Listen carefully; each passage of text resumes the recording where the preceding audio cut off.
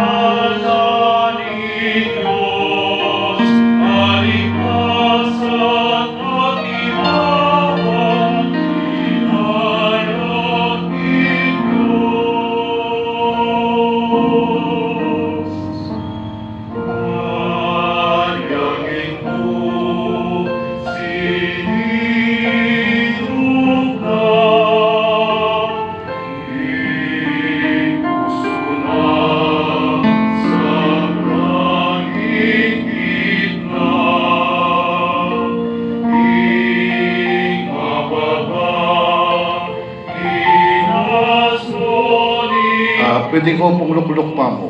Pwede ko pong lukluk pa mo.